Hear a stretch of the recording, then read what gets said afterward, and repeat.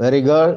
கர்த்தர் நல்லவர், அவர் கிருபை என்றும் உள்ளது. மறுபடியுமாக நாம் இப்படி இந்த ஜூம் மீட்டிங் மூலமாக ஒரு சந்திக்கவும், அவருடைய பிரசன்னத்திலே நேரத்தை செலவழிக்கவும், அவரை அறிய வேண்டிய பிரகாரமாக அறிந்து கொள்ளவும், நம்மை சகல சத்தியத்துக்குள்ளேயும் நடத்துகிற தேவனுடைய ஆவியானவருக்காக நன்றி சொல்லுவோம். ஆமா, இப்பொழுது நாம் நேரடியாக வகுப்புக்கு சென்று விடலாம். இன்னைக்கு யாரு கொஸ்டின் வாசிக்கிறாங்க? Sister Grace. Right sister. Yes brother Philip.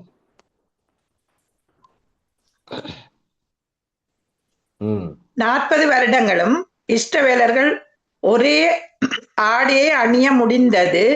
ஏன் அது சாத்தியம் ஆயிற்று? எஸ் ஜெபன். இஸ்ரவேல் மக்கள் வளர வளர அந்த உடையும் அவர்களோடு வளர்ந்து கொண்டு போனது. எப்படி மேனாக கொடுத்த மாதிரி கொடுத்து அவருடைய வாயிலிருந்து புறப்படும் ஒரு வார்த்தையினாலும் பிழைப்பான் என்பதை உணர்த்தும்படி அப்படி நடந்தது. ஏன் ரொம்ப கன்ஃபியூஸ் பண்ற? கிரேஸ் சிஸ்டர் சொல்லுங்க, கிருபையா சொல்லுங்க கிரேஸ், சிம்பிளா. அவற்றை உடன்படிக்கைக்குள்ள உட்படுத்தப்பட்டபடியா, உடன்படிக்கை உறுதிப்படுத்தும்படி. அனட்டா சிஸ்டர் சொல்லுங்க, இருக்கிறத சொல்லுங்க. வணக்கம், டவுட் தான் பாஸ்டர். இங்க எழுதி வச்சுக்கிறேன். ரொம்ப நான் எழுதியிருக்கிறேன். மனுஷன் அப்பத்தினால் மாத்திரமல்ல கர்த்தருடைய வாயிலிருந்து புறப்படுற ஒவ்வொரு வார்த்தையும் பிழைப்பான் என்பதை அறியும். ஓகே, வேற யாரும் எழுதியிருக்கீங்க? அதுல எழுதியிருக்கிறத யார் சொல்றீங்க? பழசாய போகவில்லை ஐயா. பழசா போகல, அவ்வளவுதான். நீங்க எங்கெல்லாமோ தேடுறீங்க. வெரி குட், எல்லாரும் புரிந்திருக்கீங்க, தவறு இல்லை. பாருங்க, அங்க பேஜ் 103 டாப்ல பாருங்களேன். இந்த 40 வருஷமும் உன் மேல் இருந்த வஸ்திரம் பழையதாய் போகவில்லை, கால் வீங்கவும் இல்லை. ஓகே, இது நல்லது. அருமையானவர்களை பாருங்க, இது ஒரு பெரிய சப்ஜெக்ட் தானே. இதுல ஒரு சத்தியம் இருக்குதே. நான் அடிக்கடி சொல்றதை கேட்டிருப்பீங்க. உங்கள் பிரச்சனையை நீக்குவதற்கு தேவனுக்கு பல்லாயிரக்கணக்கான வழி இருக்கு. அதுல ஒரு வழியும் நமக்கு மனசுல தோணவே முடியாது. அதுல ஒரு வழியில ட்ரெஸ்ஸ பழசு ஆகல, அது அழுக்கா இருக்காது, பழசு ஆகல, கிழிஞ்சு போகவில்லை. வேற என்ன வழியில கூட அவர் செய்திருக்க முடியும்? புது புது ட்ரெஸ் கொடுத்திருக்கலாம், புது புது மன்னாவை கொடுத்தது போல. அப்படி செய்யல. வஸ்திரம் ஒரு நாளும் பழசாக போகவில்லை. ஒரு வஸ்திரம் வாசிப்போம். உபாகமம் 29:5. உபாகமம் 29:5.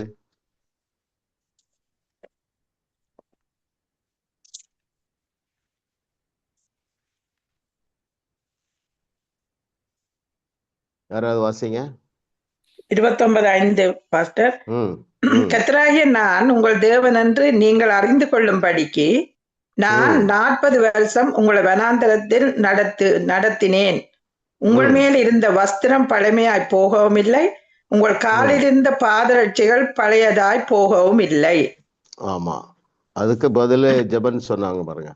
அப்போ பிள்ளைகள் வளர வளர, ஒருவேளை 5 வயதுல புறப்பட்டவர்கள் அவங்க என்ன செஞ்சாங்க? கானானுக்குள்ள 45 வயதுல பிரவேசித்தார்கள். ஏனென்றால் 20 வயதுக்கு கீழே உள்ளவர்கள் எல்லாம் பிரவேசித்தார்கள். எல்லாரையும் தேவன் அழித்து போடவில்லை. முறுமுறுத்த 20 வயசுக்கு மேற்பட்டவர்களைத்தான் தேவன் வனாந்திரத்தில் அழித்தார். மற்றவர்களுக்கு என்ன செஞ்சது? ட்ரெஸ்ஸு பழசா போகலைன்னா அதுவும் சேர்த்து கொள்ளலாம். ட்ரெஸ்ஸும் வளர்ந்தது, ஷூஸும் வளர்ந்தது, பாதரட்சையும் வளர்ந்தது, பழசா போகவில்லை. பாருங்க, எவ்வளவு பெரிய தேவன் பாருங்க. யோசித்து பாருங்க. ஆமா, அழுக்காகல, டர்ட்டியாகவும் ஆகல. அப்புறம் ஃப்ரெஷ்ஷா இருந்தது மாத்திரமல்ல, வளர்ந்து கொண்டு இருந்திருக்கு இல்லையா? ஆமா, அது அவருடைய அனந்த ஞானம், மனிதனால் விளங்கி கொள்ள முடியாது. சரிங்களா? ஆமா ஆமா ஆமா. அதனால நம்ம தேவன் பாருங்க, ஆமா, அவர் எல்லா காரியங்களிலும் சூப்பர் நேச்சுரல் செய்கிறார். ஆமா, அவருடைய ப்ரொவிஷன்ஸ் பாருங்க, சூப்பர் நேச்சுரல். அவருடைய protection super natural, promotion super natural. அவருடைய நாமமே அதிசயமானவர். அது அவருடைய, எப்படி சொல்லலாம்னா, அதுதான் அவருடைய வழி. கலாச்சாரமே அதான். நாமும் அப்படி சிந்திக்க வேண்டும். ஒரு நீடுன்னு வந்துட்டு, ஒரு தேவைன்னு வந்துட்டு. இப்ப இவங்களுக்கு என்ன தேவை? வனாந்தரத்துல புது ட்ரெஸ் போட முடியாது. ஆனா எப்பவுமே அதை புதுசாவே வச்சுட்டார். டேட்டியாவும் ஆகல. அது அவருடைய வழி. சரிங்களா? சோ நாம அப்படி அந்த நிலைக்கு நம்ம இன்னும் போகணும்ல. தேவை, அப்புறம் ஒரு இஷ்யூ, ஒரு சிறையிருப்பு, ஒரு பிரச்சனை, ஒரு சவால், இப்படி ஏதாவது ஒரு வந்தால் அவருடைய வழி எப்பவுமே அற்புத வழிதான். அவர் அதையே நம்முடைய வாழ்க்கையிலும் எதிர்பார்க்கிறார். எலியா, எலிசா அப்படிதான் வாழ்ந்திருக்காங்க பாருங்க. சரிங்களா? ஆமா, அவருடைய வழியே அற்புதம். ஆமா ஆமா. அப்ப சரீரமும் என்ன செய்யல, ஆனா சரீரம் வளர்ந்துட்டே இருந்திருக்கு பாருங்க. Very good. கர்த்தர் நல்லவர். அப்படிப்பட்ட தெய்வனை நாம் தெய்வமாக கொண்டிருக்கிறோம். அப்படிப்பட்ட தேவனை நாம் நம்முடைய அப்பாவாக கொண்டிருக்கிறோம். அதை குறித்து நாம் சந்தோஷப்பட்டு களி கூறுவோம். இரண்டாவது கேள்விக்கு போயிடலாம் பிரதர். கர்த்தராகிய தேவனை மறந்து போகும் ஐஸ்வர்யவான்கள் தங்கள் இருதயத்தில் என்ன சொல்லிக் கொள்வார்கள்? கிரேஸ் சிஸ்டர் சொல்லுங்க. உன் தேவனாய கர்த்தரனி, இரண்டாவது, உன் தேவனாய கர்த்தரனி மறவாமலும் என் சாமர்த்தியமும் என் கைப்பலனும் இந்த ஐஸ்வர்யத்தை எனக்கு சம்பாதித்தது என்று நீ உன் இருதயத்தில் சொல்லிக் கொள்ளாமல் இருக்க எச்சரிக்கையாக சொல்லு. Very good. பாருங்க, கர்த்தராகிய தேவனை மறந்து போகும் ஐஸ்வர்யவான்கள் தங்கள் இருதயத்தில் என்ன சொல்லிக் கொள்ளுவார்கள் என்றால், என்னுடைய சாமர்த்தியமும் என்னுடைய கைபலனும் இந்த ஐஸ்வர்யத்தை எனக்கு சம்பாதித்தது என்று நீ உன் இருதயத்தில் சொல்லுவாய். இல்லையா? அதனாலதான் இந்த செய்திக்கு தலைப்பு அப்படி கொடுத்திருக்கிறார் இந்த சாப்டருக்கு. வெற்றியினால் வரும் பயம். அதாவது தேவனை மறந்து போவார்கள். அதனாலதான் சாலமோன் சொன்னான், என்ன சொன்னா, ஆண்டவரே எனக்கு நிறைய கொடுத்து நான் உண்மை மறந்துடக்கூடாது. அப்புறம் நான் ரொம்ப பட்டினியா இருந்து திருடி உன் பேருக்கு தூஷணத்தை கொண்டு வரக்கூடாதுங்கிற. பட் நம்ம அருமையானவர்களே, நம்ம அப்படி பயப்பட வேண்டிய அவசியம் இல்லை. ஏனென்றால் தேவனுக்கு ஐஸ்வர்யவான்கள் தேவை. ஏனென்றால் அவர்கள்தான் தேவனுடைய ஆசீர்வாதத்தை ஏழைகளுக்கு கடத்துகிறவர்கள். நம்ம எல்லாரும் அதிகமா ஸ்ரீலங்கா அல்லது இந்தியாவில் உள்ளவர்களாக இங்க இருக்கிறோம். ஸ்ரீலங்காவில் மேல்நாட்டு மிஷனரிகள் பள்ளிக்கூடங்கள் கல்லூரிகள் எல்லாம் கட்டி இருக்காங்களா? ஸ்ரீலங்காவில்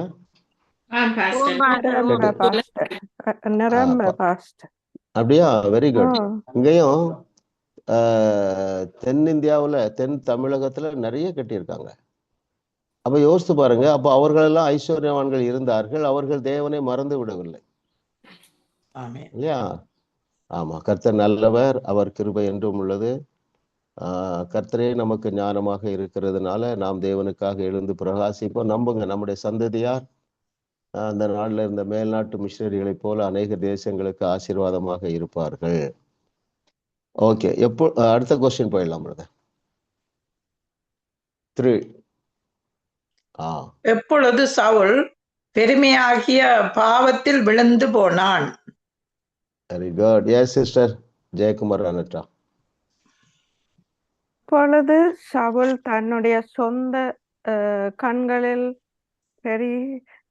பெரியதாக காணப்பட்டாரோ அதிலிருந்து பெருமை விழுந்துட்டார். அதை சிம்பிளா விளக்குங்க. பெருமை அதேனென்றா, முதல் அவர் சாதாரண ஒரு ஆளா இருந்தார். பிறகு அவருக்கு அந்த ராஜாவா அபிஷேகம் பண்ணி எண்ணவுடனே தான் பெரிய ஆளுன்னு மனதுல தோன்றிட்டுது. Very good. ஆமா, கரெக்டா சொன்னீங்க. பேஜ் 105ல 3rd பேராகிராஃப் மிடில் பாருங்க. தன்னுடைய சொந்த கண்களில் தன்னை பெரியதாக பார்க்க ஆரம்பிச்சிட்டாரு. அந்த பேராகிராஃப் முழுசு வாசிப்போம். சவுல் அவருடைய சொந்த கண்களில் சிறியவராக இருக்கும்போது தாழ்மை உள்ளவராகவும் தேவனுக்கு கீழ்ப்படிந்தார். தேவன் சவுலை உபயோகிக்க முடிந்தது. ஆனால் எப்பொழுது சவுல் தன்னுடைய சொந்த கண்களில் தான் பெரியதாக காணப்பட்டாரோ பெருமையினால் உயர்த்தப்பட்டு தேவனுக்கு கீழ்ப்படியாமற் போனார். இல்லையா? Very good. ஒரு நிமிஷம் நம்ம அப்படியே கண்களை மூடி தேவன்கிட்ட கேட்போம். ஆண்டவரே எங்களுக்கு கிருபை தாங்க. ஆண்டவரே நன்றி நன்றி நன்றி. எங்களை சகல சத்தியத்துக்குள்ளேயும் நடத்தி கொண்டு இருக்கிற உங்களுடைய கிருபைக்காக உமக்கு நன்றி சொல்லுகிறோம். ஆமா, பெரிய நன்மைகளை நாங்கள் சுதந்திரிக்க போகிறோம். அப்பொழுதும் நாங்கள் உம்மை தேடத்தக்கதாக, தாழ்மை உள்ளவர்களாக காணப்படத்தக்கதாக, அப்படிப்பட்ட தேவ ரக சிந்தையினால் எங்களை நிரப்பி அருளுவீராக. ஆமா, உம்முடைய குமாரனாகிய இயேசு கிறிஸ்து அவருடைய நிலையை கொள்ளையாடின பொருளாக எண்ணாமல் தாழ்மையோடு சிலுவையின் மரண பரியந்தம் தன்னை தாழ்த்தினது போல நாங்களும் தாழ்மையோடு இருக்க எங்களுக்கு தேவனுடைய ஆவியானவர் எங்களை கரம் பிடித்து நடத்துவீராக. உமக்கே மகிமை செலுத்துகிறோம் இயேசு நாமத்தில் பிதாவே. ஆமென், ஆமென், ஆமென், ஆமென், ஆமென். Yes brother.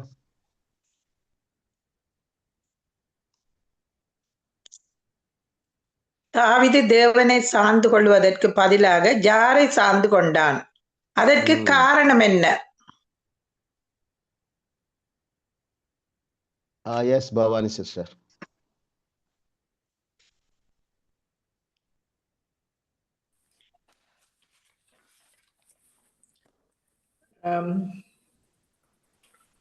தாவீது தேவனை சார்ந்து கொள்வதற்கு பதிலாக யாரை சார்ந்து கொண்டான்? அதற்கு காரணம் என்ன? அவன் நாளடைவிலே செழிப்பினால தேவனை விட்டு தன்னை சார்ந்து கொண்டான். தன்னை சார்ந்து கொண்டான். அதற்கு காரணம் என்ன? பெருமை, செல்வம், செழிப்பு.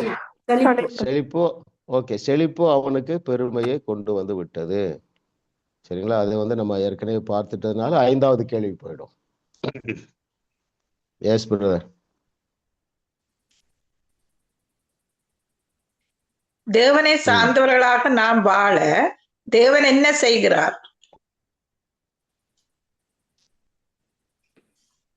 S Lydia sister. நம்முடைய சக்திக்கு மீறின செயலை செய்ய. Very good. ஆமா, எல்லாரும் நீங்க எப்படிதான் பதில் சொல்ல பழகணும். யாருக்கு சாத்தியம்னா நீ கொஞ்சம் டைம் எடுக்கணும். எல்லாருக்கும் டைம் இருக்கான்னு எனக்கு தெரியல. இல்ல, தேவனை சார்ந்தவளாக நாம் வாழ தேவன் என்ன செய்கிறார் என்றால் நம்முடைய சக்திக்கு மீறின செயலை செய்ய நம்மை அழைக்கிறார். ஆமா, கொஞ்சம் டைம் எடுத்தீங்கன்னா நீங்க இப்படி பஞ்சா சொன்னீங்கன்னா அது ஆழமா பதிஞ்சிடும் உங்க மனசுல. சரிங்களா? ஓகே, பாருங்க பேஜ் 111. தேவனை சார்ந்தவர்களாக நாம் வாழ தேவன் என்ன செய்கிறார்? 3rd paragraph நான் வாசிக்கிறேன். தேவன் உங்களை ஒரு நோக்கத்திற்காக உண்டாக்கி இருக்கிறார். அது என்ன நோக்கம் என்பதை கண்டுபிடிப்பது உங்கள் கையில் தான் உள்ளது. எதேச்சையாக நீங்கள் உங்கள் நோக்கத்தை நிறைவேற்ற முடியாது. விதியினால் அப்படியே நடந்து விடுவதில்லை. அதை நீங்கள் அடைய தேவனுடைய சித்தத்திலேயே செல்ல வேண்டும். அதற்கு தேவனிடத்திலிருந்து ஒரு வெளிப்பாடு தேவைப்படுகிறது. ஏனென்றால் நம்முடைய சக்திக்கு மீறின செயலை செய்யவே தேவன் நம்மை அழைத்திருக்கிறார். இதன் மூலம் நீங்கள் தேவனை சார்ந்தவர்களாக ஆகிவிடுகிறீர்கள்.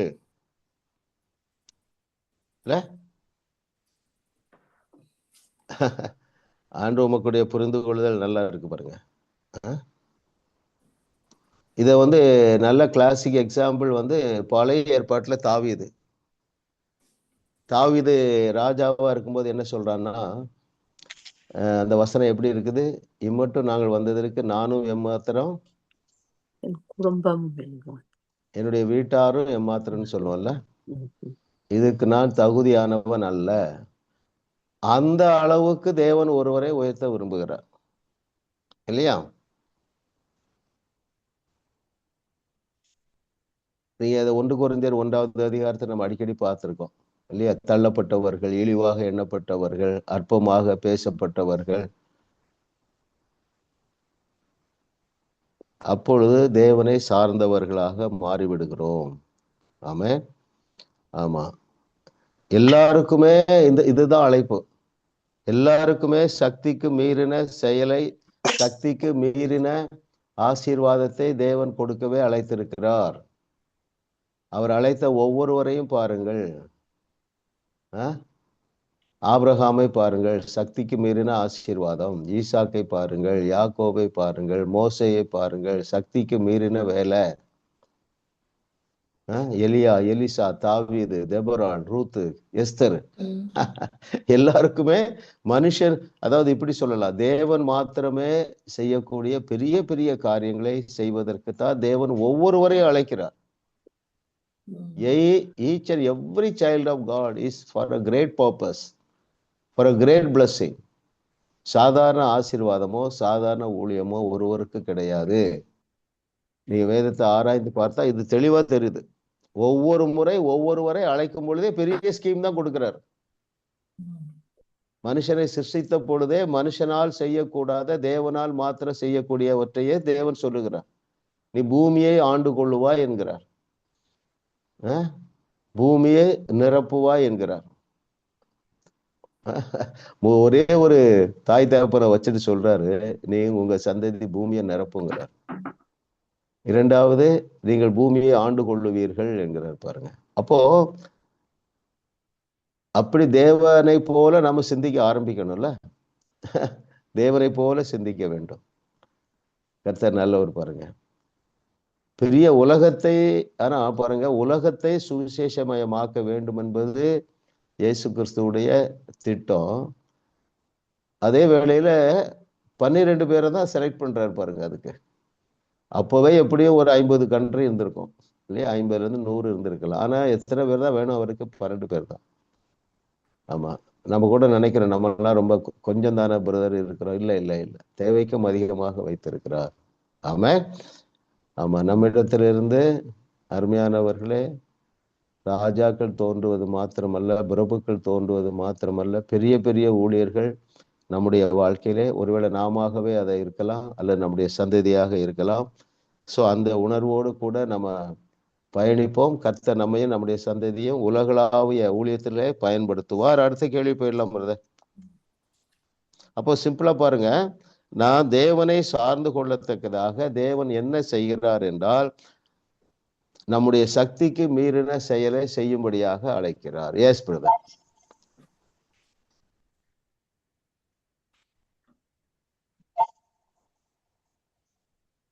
மாம்ச கண்களால் பார்க்க முடியாததை மனக்கண்களால் பார்க்கின்ற செயலின் பெயர் என்ன? Yes sister Maheswari, one word தான் இருக்கணும். கற்பனை. யாரு சொன்னது?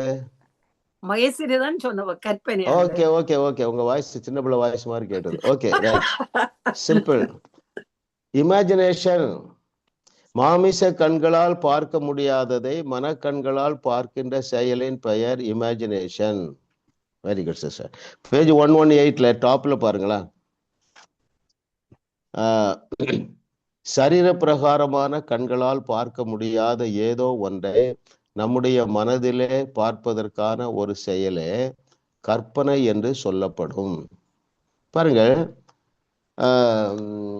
ஆபிரகாமுக்கு பாருங்க, ஒரு குழந்தை பெற்றுக்கொள்ள கூட திராணி இல்லை. சரீரம் செத்து போயிருந்தது, கர்ப்பப்பையும் செத்து போயிருந்தது.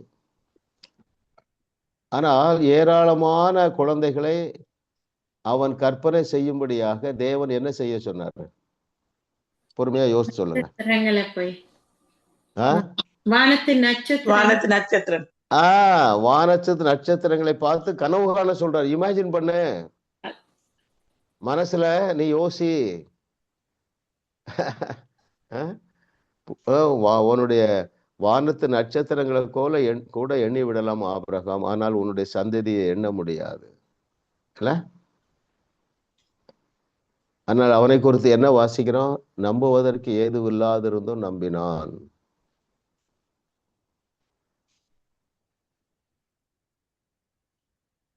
அவன் அப்படி நம்ப முடியாததை நம்பும் போது எதை எண்ணவில்லையா? எதை நினைக்கல? தன் சரீரம் செத்து போனதையும் தன் மனைவியாகிய சாராளின் கற்பம் செத்து போனதையும் எண்ணாதிருந்தான். அப்போ நீங்க பெரிய அளவுல இமேஜின் பண்ணணும்னா மைனஸ் பாயிண்ட இமேஜின் பண்ணக்கூடாது. சரிங்களா? ஆமா ஆமா, நிறைய காரியங்கள் நீங்க விடுதலை ஆயிருப்பீங்க, இன்னும் விடுதலை ஆயிருந்தீங்க. இல்லை, உங்க குடும்பத்துல இன்னும் யாராவது ரட்சிக்கப்படலையா? நீ அதை எண்ணக்கூடாது. வார்த்தையை எண்ணுங்க. என்ன எண்ண? நீ கர்த்தராகிய இயேசு கிறிஸ்துவை விசுவாசித்திருக்கீங்க, எனவே நீங்களும் உங்கள் வீட்டாரும் ரட்சிக்கப்படுவீர்கள். ஆனா ஆபிரகாமுக்கு கொடுத்த அசைன்மெண்ட் ரொம்ப அன்இமேஜினபிள் இல்லை. ஒரு குழந்தை பெற்றுக்கொள்ள கூட திராணி இல்லை. ஆனா அவர்கிட்ட என்ன சொல்றாரு? உன்னுடைய சந்ததி இவ்வளவா இருக்கும் என்று. Very good. பாருங்க, அந்த வசனம் எதுல இருக்குது? ரோமர்ல. ரோமர் 4வது அதிகாரத்துல பாருங்களேன், ஆபிரகாமை குறித்து எழுதியிருக்கு. 4:18 யாராவது வாசிங்க. உன் சந்ததி இவ்வளவா இருக்கும் என்று சொல்லப்பட்டபடியே நான் அநேக ஜாதிகளுக்கு தகப்பனாவதை நம்புவதற்கு ஏதுவில்லாதிருந்தும் அதை நம்பிக்கையோட விசுவாசித்தான். அவன் விசுவாசத்திலே பலவீனமா இருக்கவில்லை. அவன் ஏறக்குறைய 100 வயது உள்ளவனாய் இருந்த போது தன் சரீரம் செத்து போனதையும் சாராளுடைய கற்பம் செத்து போனதையும் எண்ணாதிருந்தான்.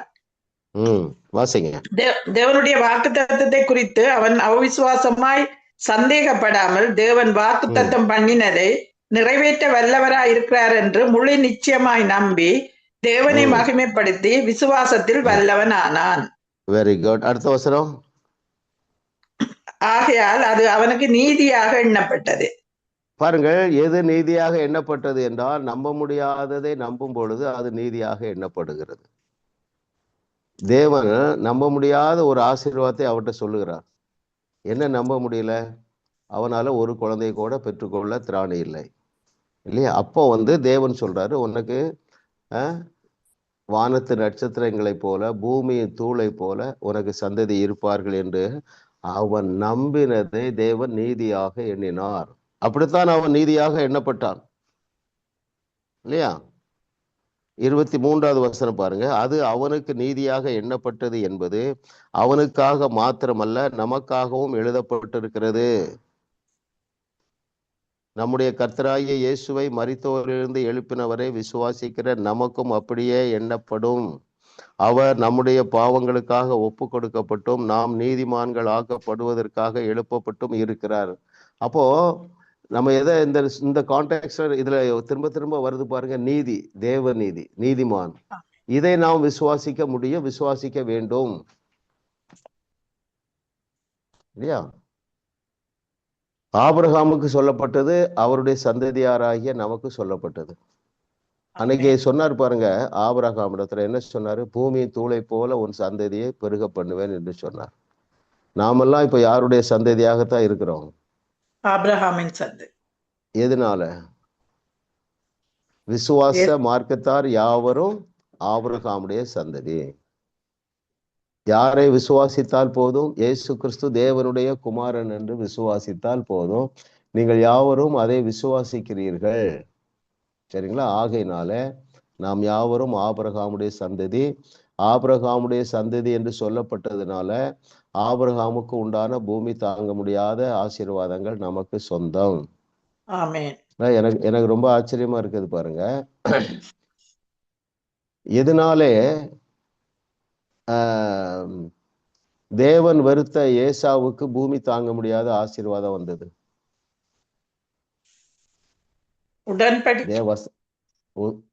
வசனம் சொல்லுகிறது, யாக்கோபை நேசித்தேன் ஏசாவை வெறுத்தேன் என்று சொல்லுகிறது. ஆனால் வசனம் கடைசியில பாத்தீங்கன்னா முடிவு எப்படி இருக்குன்னா, ஏசாவுடைய ஆஸ்தி பூமி தாங்க முடியாததா இருந்தது. ஏன் என்று யாராவது சொல்லுங்க.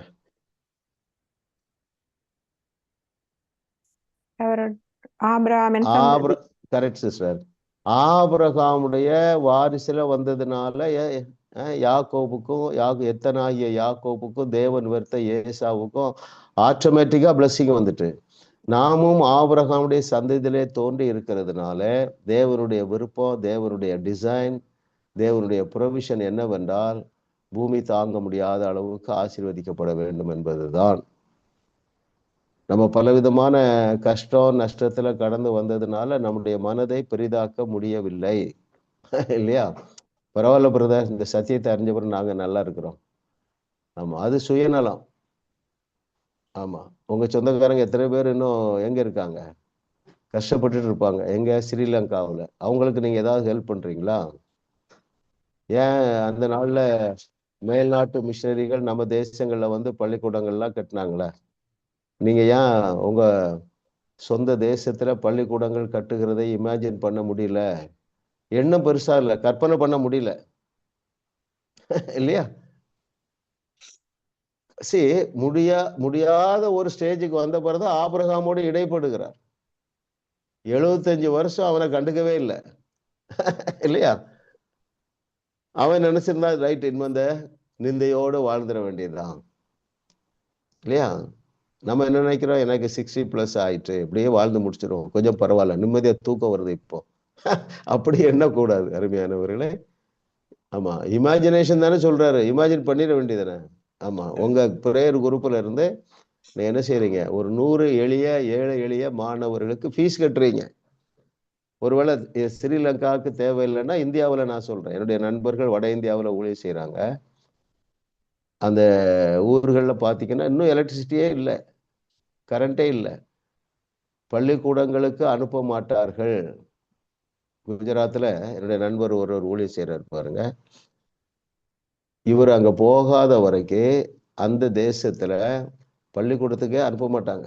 இவர் என்ன செஞ்சாருன்னா ஒரு ஹோம் நடத்தினார். எங்க அண்ணன் ஒருத்தர் மகாராஷ்டிராவில் இருக்காரு, அவருடைய சாட்சி உங்களுக்கு இன்னும் சேலஞ்சிங்கா இருக்கு பாருங்க.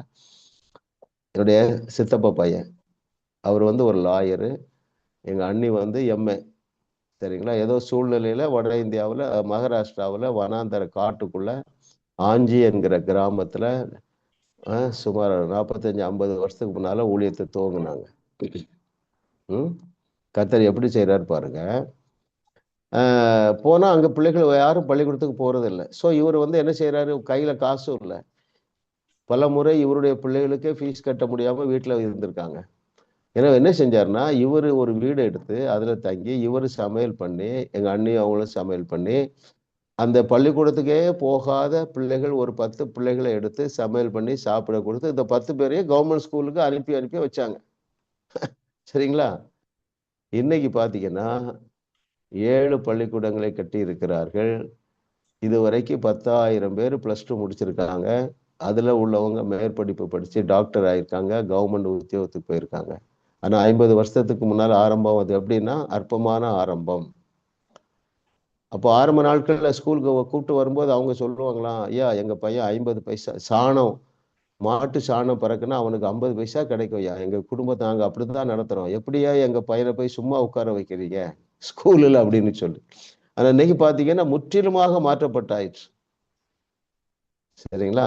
சமீபத்துல போன வருஷம் ஒரு பிஜேபி லீடர் பெரிய ஸ்கூல்லாம் கட்டிட்டாரு. 1000 பேர் படிக்கிற ஸ்கூல்ல 2000 பேர் படிக்கிற ஸ்கூல்லாம் கட்டிட்டாரு பாருங்க. ஆச்சரியமா இருக்கு.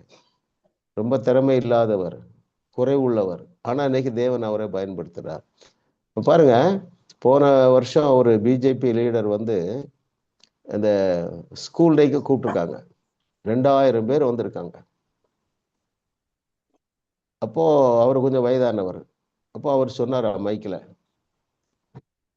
பிரதர் ஐசக் மட்டும் நம்ம ஊருக்கு வரலன்னா நம்ம ஊர் எப்படி இருந்திருக்கும் என்று சற்று யோசித்து பாருங்கள் என்று சொன்ன பொழுது அத்தனை பேரும் கைதட்டி நிறுத்துறதுக்கு 10 நிமிஷம் ஆச்சு. அவ்வளவு பெரிய மாற்றங்களை ஒரு நபர் கொண்டு வர முடிந்தது. சரிங்களா? ஆமா, நீ யாராவது பிள்ளைகளை படிக்க வைக்கணும், இந்தியாவில் படிக்க வைக்கிறேன், ஸ்ரீலங்காவில் படிக்க வைக்கிறேன்னா நீங்க ஸ்டெப் இன் பண்ணுங்க. பெரிய ஆசீர்வாதத்திற்காகவே தேவன் நம்மை அழைத்திருக்கிறார். மனிதனால் செய்ய முடியாததை தேவனால் மாத்திரமே செய்யக்கூடிய மிகப்பெரிய காரியங்களை செய்வதற்கு தான் தேவன். அருமையானவர்களே, நம்ம இந்த வகுப்பு ஆரம்பிக்கும் போது அற்பமாக ஆரம்பிச்சோம். இப்போ எவ்வளோ காரியங்கள்ல நம்ம வெளிச்சத்துக்குள்ள வந்திருக்கிறோம் இல்லையா? ஆண்டவர் அடுத்த வெளிச்சத்துக்குள்ள கூட்டு போறாரு. Very good. மாமிச கண்களால் பார்க்க முடியாததை மனக்கண்களால் பார்க்கின்ற செயலின் பெயர் என்ன? கற்பனை. பைபிள்ல வேற யார்ட்டையாவது கற்பனை பண்ண சொன்னார் ஆண்டவர்?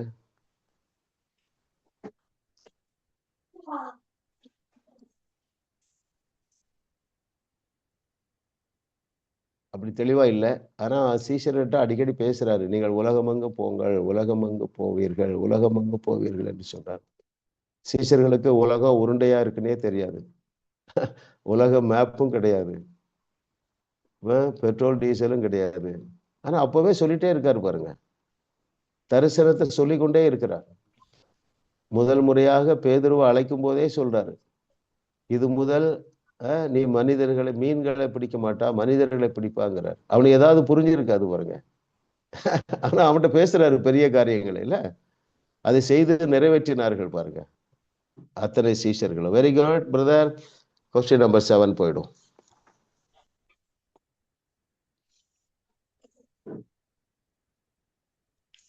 முக்கியமானவற்றை நாம் ஞாபகத்தில் வைத்துக் கொள்ள எந்த இரண்டையும் செய்ய வேண்டும்? யார் சொல்லணும் பதில? வித்யா சிஸ்டர், ஸ்கிரீன்ல இல்லாதவங்க சொல்லுவோமா? Yes master. எஸ், இது வரைக்கும் பதில் சொல்லாதவங்க சொல்லுங்க. உங்க பேரை சொல்லி சொல்லுங்க. எஸ். ஸ்ரீதேவி பாஸ்டர், 126வது பக்கம். நாம் தேவனுடைய வார்த்தையை படிக்க வேண்டும், பின்பு தேவன் நமக்கு கொடுத்த சத்தியங்களை கற்பனை செய்ய வேண்டும், நமக்குள்ளாக அவை ஒரு படத்தை உருவாக்கும் வரை கற்பனை செய்ய வேண்டும். Very good. முக்கியமானவற்றை ஞாபகத்தில் வைத்துக் கொள்ள எந்த இரண்டையும் செய்ய வேண்டும்? கற்பனை செய்ய வேண்டும், நமக்குள்ளாக ஒரு படத்தை உருவாக்கும் வரை தொடர்ந்து தியானித்துக் கொண்டே இருக்கணும் pastor. Very good, very good. இது ரொம்ப முக்கியமான ஒரு நாலேஜ் பாருங்க. அதுக்கு ஆன்சர் 123 இருக்கு பாருங்களேன், மிடில் பேராகிராஃப்ல. கேள்வி என்ன? முக்கியமானவற்றை நாம் ஞாபகத்தில் வைத்துக்கொள்ள எந்த இரண்டையும் செய்ய வேண்டும்? முதலாவது, நாம் படம் பிடிக்க முடியாத, அதாவது நாம் படம் பிடிக்க வேண்டும். ரெண்டாவது, கற்பனை செய்ய வேண்டும். செகண்ட் பேராகிராஃப், இந்த விஷயங்களை நாம் இப்படித்தான் ஞாபகம் வைத்திருக்கிறோம். நாம் படம் பிடிக்க முடியாத அல்லது கற்பனை செய்ய முடியாத எதையுமே நாம் ஞாபகப்படுத்த முடியாது. அப்படி என்றால் நாம் படம் பிடிக்கிறவற்றை ஞாபகப்படுத்த முடியும், கற்பனை செய்கிறவர்களை ஞாபகப்படுத்த முடியும். நாம் மனதில் படம் பிடிக்கும் வரை நம்மால் எதையும் புரிந்து கொள்ள முடியாது. அதனால்தான் ஒரு புகைப்படம் 1000 வார்த்தைகளுக்கு சமம் என்று மக்கள் சொல்கின்றனர். உங்களால் ஏதாவது ஒன்றை படம் பிடிக்க முடிந்தால் அதை உங்களால் பெற்றுக்கொள்ளவோ செய்யவோ முடியும். ஆமென். கர்த்தர் நல்லவர். படம் பிடிக்கிறதுனா என்னது? அதாவது மாஸ்டர், நாங்கள் இமேஜின் இப்ப நாங்கள் ஃபியூச்சர்ல எப்படி இருப்போம்னு சொல்லி ஒரு டாக்டரா இருப்போம்ல, அத டாக்டரை நம்ம இந்த மைண்ட்ல டாக்டர் பிக்சரை எங்களது மைண்ட்ல கொண்டு வரதான் கற்பனை பண்றது. ஓகே, அப்போ உங்களுக்கு பேர பிள்ளைகள் இருக்காங்களா? ஸ்ரீதேவி, உங்களுக்கு பேர பிள்ளைகள் இருக்காங்களா? இல்ல பாஸ், எனக்கு ஒரு மகன் தான், 22 வயசு, யூனிவர்சிட்டி ஃபைனல் இயர் படிக்கிறேன். ஆமா, அந்த 22 மகன் டாக்டர் ஆக வேண்டும் என்று நான் கற்பனை செஞ்சு பாக்குறேன் பாஸ்டர்.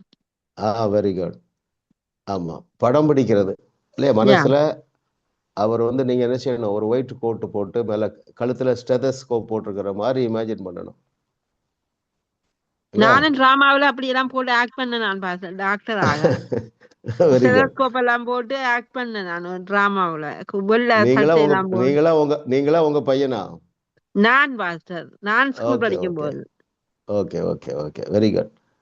அப்ப நான் என்ன சொல்றேன்னா பாருங்க, என்னுடைய ஒரு வாஞ்சை, அரசியல்ல தமிழ்நாடு இந்தியாவை பொறுத்த மட்டும் IAS ஆபீசர்ஸ் தான் பெரிய பொறுப்புல இருக்காங்க. மந்திரிகள், பிரைம் மினிஸ்டருக்கெல்லாம் ஆலோசனை கொடுக்கிறவர்கள் IAS ஆபீசர்ஸ், கலெக்டர்ஸ் ரேங்க்ல உள்ளவங்க. ஸோ நான் வருகிற எல்லா பிள்ளைகளையும் அப்படித்தான் ஆசீர்வதிக்கிறேன். ஏன்? அவங்க இமேஜின் பண்ண ஆரம்பிச்சிருவாங்க. 3ஆம் கிளாஸ் படிக்கிற அவனுக்கு IASனா என்னன்னு தெரியாது. ஆனா அவன் நோண்டி பார்ப்பான்ல, போனை பார்க்கும்போது IASனா என்னதுன்ட்டு இல்லையா? கண்டிப்பா நிறைய IASகள் உருவாகி விடுவார்கள். ஆமா, எல்லார் மேலையும் தலையில கை வச்சு பெரிய ஆசீர்வாதத்தை சொல்லுங்க. அவங்க இமேஜின் பண்ண ஆரம்பிச்சிருவாங்க. இன்னும் நீங்க என்ன செய்யணும்? அவன் டாக்டர் ஆகணும், இன்ஜினியர் ஆகணும்னா டாக்டரை போல நீ இமேஜின் பண்ணு, ஒரு போட்டோ எடுத்து விட்டுங்க, நீ இப்படித்தான் ஃபியூச்சர்ல வருவா, கற்பனை செய்ய வையுங்கள். ஊழியத்துல பென்னிகின் போட்டோ காமிங்க, தம்பி என்னுடைய ஆசை இதாம்மா, நீ பென்னிகின் மாதிரி வரணும். கேர்ளா இருந்தா என்ன சொல்லலாம்? போட்டோவை காமிச்சு கேத்தரின் குல்மேன் மாதிரி வரணும். உன் பெட்ரூம்ல இதை ஒட்டி வைக்கட்டா, நீ அதை பாரு, இமேஜின் பண்ண. நீ இயேசு கிறிஸ்து செய்தவைகளை செய்வாய், இதை விட பெரிய கிரியைகளை செய்வாய். இல்லை, அப்படிலாம் இமேஜின் பண்ண வைக்கலாம், தவறு அல்ல. கர்த்தர் பெரிய காரியங்களை நம் மூலமாகவும் நம்முடைய சந்ததி மூலமாகவும் செய்வார். ஆமா, எங்கே முடிஞ்சு போச்சுன்னு நினைக்கிறோமோ அங்கதான் தேவன் துவங்குவார். ஸோ நம்ம எல்லாருடைய வாழ்க்கையும் ரிஜுவனேட் பண்ண, ரெஸ்டோர் பண்ண, restoring to the original design. என்னது? நம்முடைய முதல் பெற்றோருக்கு ஆளுகை செய்யும்படியா இல்லையா, ஆண்டு கொள்ளுங்கள். ஆமா, ஸோ அதுக்கு வேண்டிய கிருபையை தேவன் நமக்கு தருவாராக. வசனம் கூட நான் அப்படி பண்ணியிருக்கிறேன். இப்போ உதாரணத்துக்கு பாருங்க, யோவான் 20:23 எனக்கு ஞாபகம் வரணும்னு ஆசை. நான் உடனே இமேஜின் பண்ணேன். என்ன இமேஜின் பண்ணேன்? ஷோரில் எழுதலாம் இல்லை, ஜான் 20:23 20 பெருசா அப்படியே கையை வச்சு வரைஞ்சேன். 20:23 யாருடைய பாவங்களை மன்னிக்கிறீர்களோ அவருடைய பாவங்களை மன்னிக்கப்படும் என்று. அது எனக்கு அப்படியே மனசுல நின்றுட்டு பாருங்க. ரொம்ப பெரிய எழுத்தா எழுதுறேன் 20:23. நான் சில செய்திகளை சொல்ல பாருங்க, இந்த வசனத்தை ஞாபகம் வச்சுடுங்கன்ட்டு. அதெல்லாம் நீங்க அப்படி செய்யலாம் இல்லையா? ஆமென். கர்த்தர் நல்லவர். ஆமா, கண்டிப்பா நம்ம எல்லாருடைய ஞாபக சக்தியும் வளமுள்ளதா இருக்கு, ரெஸ்டோர் ஆயிருக்குது. கண்டிப்பா இருக்கு. ஏன் தெரியுமா? நீங்க சின்சியரா படிக்கிறீங்க. ஒரு வயது ஆன உடனே மறதி வந்துடும், அதெல்லாம் கேன்சல் பண்ணிடுங்க. சரிங்களா? வசனத்தை நம்மளால மனதில் வைக்க முடியும். யாராவது சாட்சி சொல்ல முடியுமா? நல்ல மெமரி வந்திருக்கு பாஸ்டர். அதே நேரம் சில மெமரி தேவையில்லாததெல்லாம் இல்லாமலும் போயிட்டு. லேலுயா, கர்த்தர் நல்லவர். இதுக்கு பிரதான காரணமே நீங்க ரொம்ப நேரம் வாசிக்கிற செலவழிக்க வேண்டியது சூழ்நிலை வந்துட்டு பாருங்க. இதுல எத்தனை கிட்டத்தட்ட 30-40 பக்கம் நீங்க படிச்சிருப்பீங்க. அதை நீ இன்னும் யாரெல்லாம் சீரியஸா வாசிக்க முடியலையோ சீரியஸா படிங்க. சரிங்களா? கான்சென்ட்ரேட் பண்ணுங்க, அண்டர்லைன் பண்ணுங்க, எழுதுங்க. மெமரி பவர் நல்லா இன்க்ரீஸ் ஆகிடும். இழந்து போன ஞாபக சக்தி உங்களுக்கு திரும்ப வந்துடும். ப்ளஸ் மேலான ஆசீர்வாதம், தேவனுடைய வார்த்தையே சுத்தி சுத்தி நம்ம தியானிக்கிறோம். எல்லா நம்முடைய வாழ்க்கைக்கு தேவையான எல்லா ஜீவனுக்கும், தேவ பக்திக்கும் தேவையான ஜீவனுக்குன்னா என்னது? நம்முடைய லைஃப் நல்ல ஒரு வாழ்க்கை வாழுவதற்கு, இந்த பூமியில் உள்ள நன்மைகளுக்காக தேவையான எல்லா ஜீவனும் தேவனுடைய வார்த்தையில இருக்கு. அதுதான் நம்ம வாழ்க்கையில மாற்றத்தை கொண்டு வருகிறது. கர்த்தர் நல்லவர். எஸ் பிரதர், நெக்ஸ்ட் கொஸ்டின் போயிடும். Question number 8. 70 அல்லது 80 வயதில் தங்கள் பலவீனத்தை பேசிக்கொண்டே இருக்கிறவர்கள் எதை தீர்க்க தரிசனமாக உரைக்கின்றனர்? One word answer. இதுவரைக்கும் சொல்லாதவங்க பெயர் சொல்லி சொல்லுங்க. ஸ்ரீதேவி சொல்லிட்டாங்க. அடுத்தது ஜான் ப்ரூஸ் கதைக்கணும் பார்த்து சுய தீர்க்க தரிசனம் சொல்லுவார்கள். எதை சுய தீர்க்க தரிசனமாக சொல்லுகிறாங்க? அந்த நோய் பாருங்க.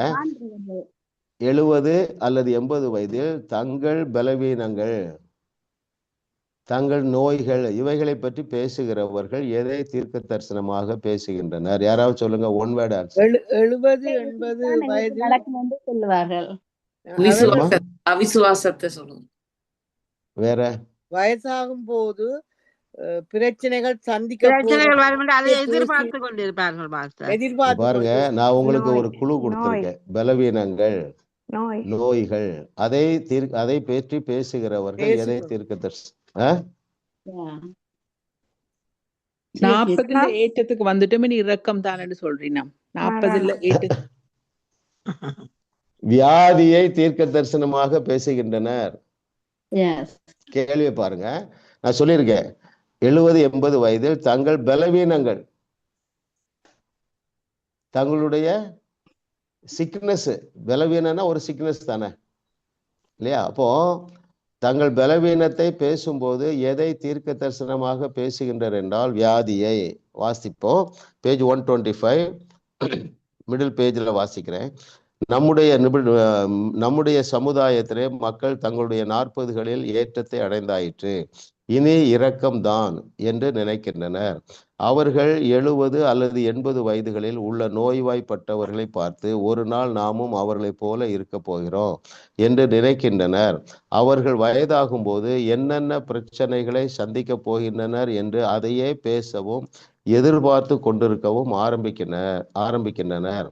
அது சுய தீர்க்க தரிசன நிறைவேறுதலாக ஆகிவிடுகிறது. அடுத்த பேராகிராஃப் சேர்த்து வாசிக்கிறேன். தேவன் நம்மை பார்ப்பது போலவே நாமும் நம்மை காண வேண்டும்.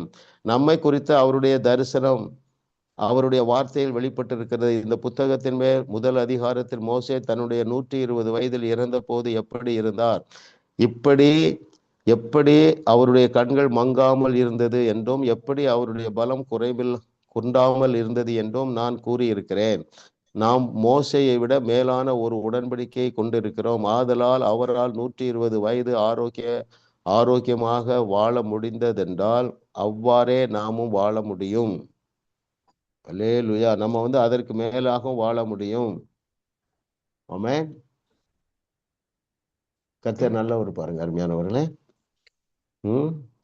அடுத்த பேராகிராஃப் கூட நம்ம வாசிக்கலாம் பாருங்க. நாம் நெக்ஸ்ட் பேஜ் 1 to 6 டாப். நாம் நினைக்கிற விதத்தை மாற்ற வேண்டும்.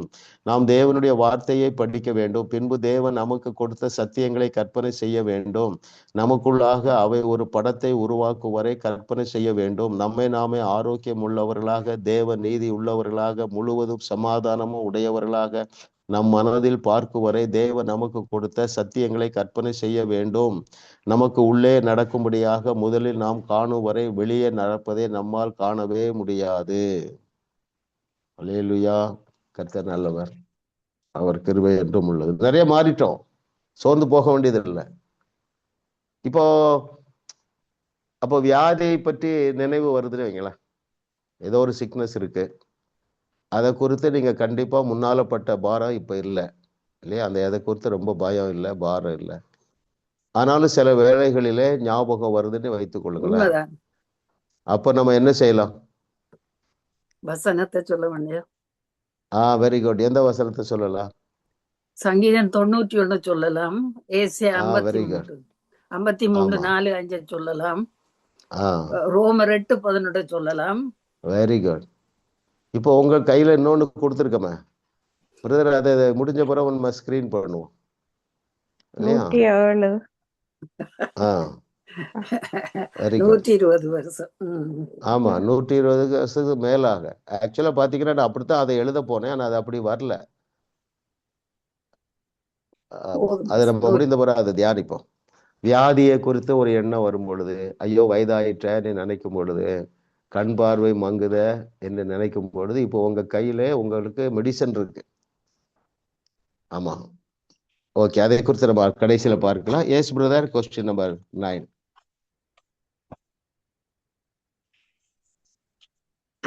ஆபிரகாமுடைய பூமி தாங்க முடியாத ஆசீர்வாதங்களை தேவனுடைய வார்த்தை நமக்கு வாக்கு பண்ணுகிறது. நம் கற்பனையில் இதை நம்மால் காண முடியும். ஏன்? இதுவரைக்கும் சொல்லாதவங்க பேர் சொல்லி சொல்லுங்க. ஓகே, யாராவது சொல்லுங்க. ஒன்னு ஷார்ட் ஆன்சர் சொன்னீங்கன்னா நீங்க ஆழமா படிச்சிருக்கீங்கன்னு அர்த்தம்.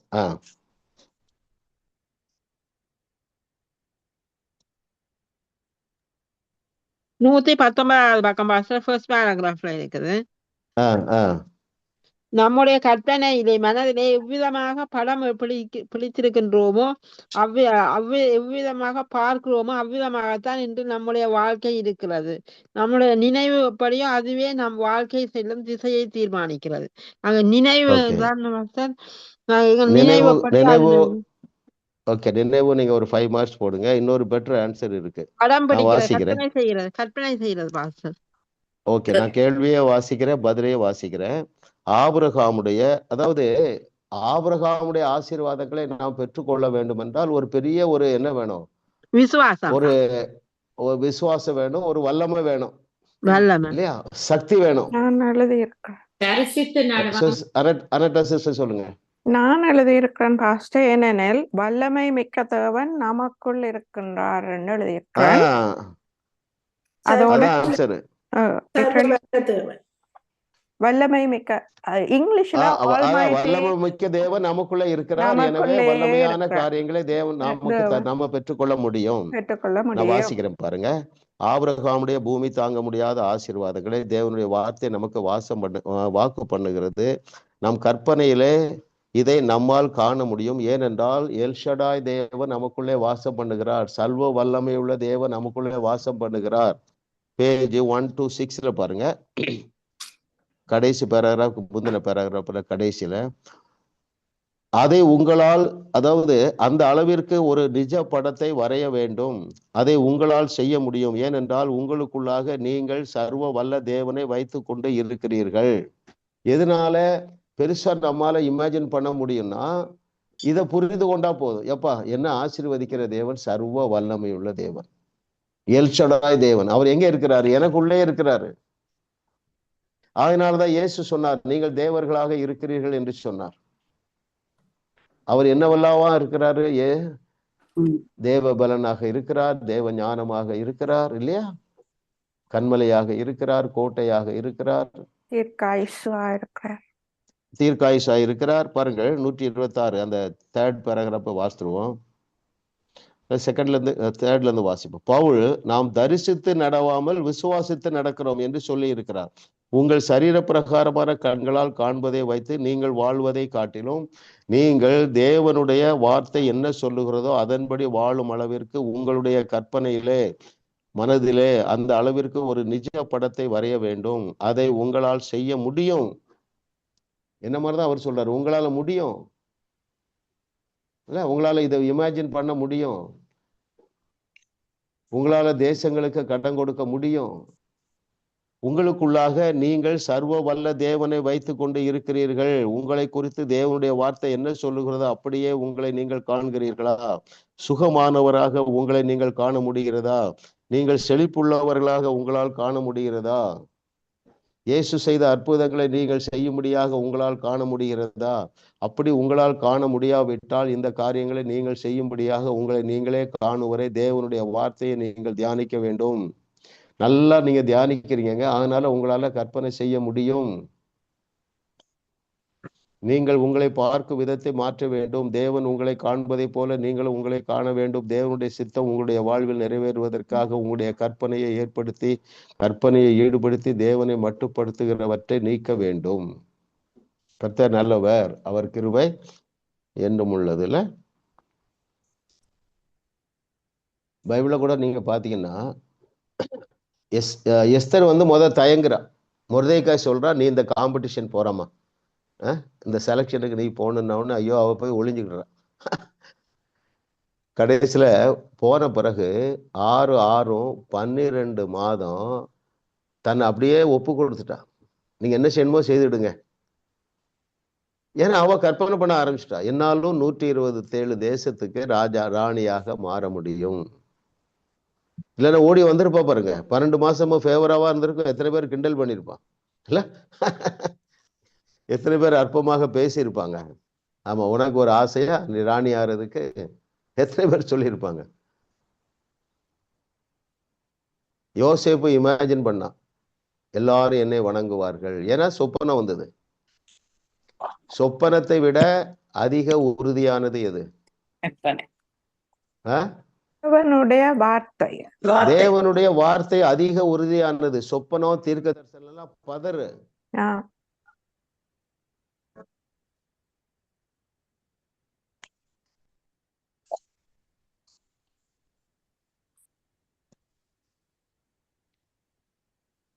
அருமையானவர்களே, கர்த்தர் நல்லவர் பாருங்க, அவர் கிருபை என்றும் உள்ளது.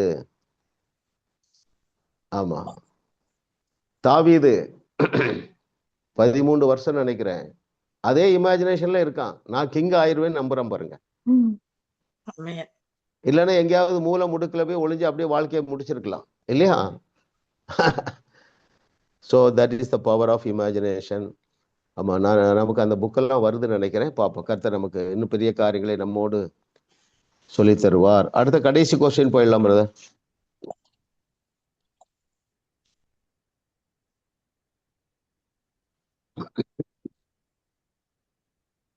ஒருவர் நம்பும் நல்ல காரியங்களை அவருக்கு உற்பத்தி செய்து கொடுப்பது எது? அவர் நம்பும் காரியங்களை அவருக்கு உற்பத்தி செய்து கொடுப்பது எது? அப்படி இருக்கு பாஸ்டர். ஒரே பெயரை சொல்லி சொல்லுங்க. தீய காரியங்களை அவருக்கு உற்பத்தி செய்து கொடுப்பது எது? இதுவரைக்கும் ஒரு ஆன்சர் சொல்லாதவங்க யாரும் இருக்கிறீங்க? படிச்சிருந்தீங்கன்னா நீங்க உங்க பேரை சொல்லி சொல்லலாம். சலோமி சொல்றேன் பாஸ்டர். விசுவாசம் உற்பத்தி செய்ய முடியும். கரெக்ட். அடுத்தது எதிர்மறையான படம் நமக்குள் இருக்கிற எல்லாவற்றிலும் கிரியை நடப்பிக்க காரணமாக இருக்கிறது. ஓகே, நீங்க ஒரு கொஸ்டின் கரெக்டா சொன்னீங்க. விசுவாசம் நல்ல காரியங்களை நமக்கு உற்பத்தி செய்து தரும். தீய காரியங்களை எது நமக்கு உற்பத்தி செய்து தரும்? எது?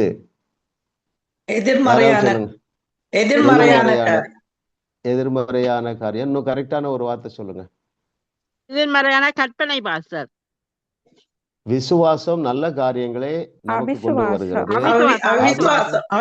அவிசுவாசம் கொண்டு தீய காரியங்களை நமக்கு உற்பத்தி செய்து கொண்டு வருவது அவிசுவாசம். அவ்வளவுதான், ரொம்ப சிம்பிள்.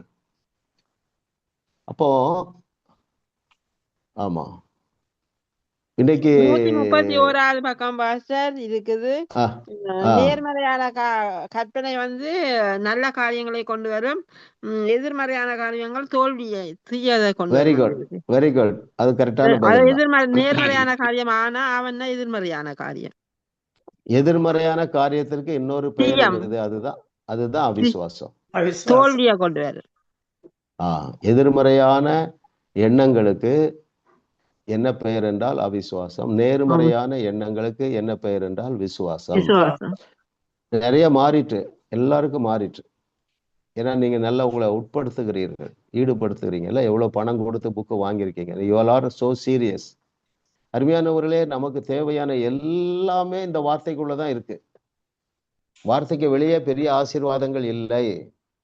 ஆசீர்வாதங்களிலே மிகப்பெரிய ஆசீர்வாதம் இயேசு கிறிஸ்து சொன்னார் பாருங்க, என்னுடைய சமாதானம், என்னுடைய சந்தோஷத்தை தாரேன்னு சொன்னார் பாருங்க. அதுக்கு ஈடான ஆசீர்வாதம் எதுவுமே கிடையாது. சரிங்களா? கர்த்தர் நம்மை நேர்த்தியாக நடத்தி கொண்டு வருகிறார். அப்படியே பெற்றுக்கொள்ளுங்கள். பிதாவே, உமக்கு நன்றி அப்பா. Oh, thank you Lord for your goodness.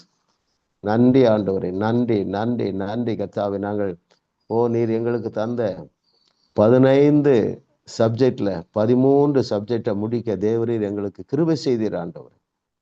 எவ்வளோ நல்ல தேவன் ஆண்டவரே. நாங்கள் உமக்குள்ளே வளர்ந்து பெருகத்தக்கதாக ஒவ்வொரு சப்ஜெக்டையும் எங்களுக்கு நேர்த்தியாக பொறுமையாக கற்றுக் கொடுத்த தேவனுடைய ஆவியானவரே, உமக்கு நன்றி நன்றி நன்றி. இன்னும் நன்மையினாலும் கிருபையினாலும் எங்களை முடிசூட்டுவீராக. உமக்கே மகிமை செலுத்துகிறோம் இயேசுவின் நாமத்தில் பிதாவே, ஆமென். அருமையானவர்களே, நமக்கு இன்னும் 2 சப்ஜெக்ட் இருக்குது. அப்போ 20 வகுப்புகள் இருக்கின்றன. சரிங்களா? ஸோ நீங்க அடுத்த புஸ்தகம் நமக்கு என்ன புஸ்தகம்?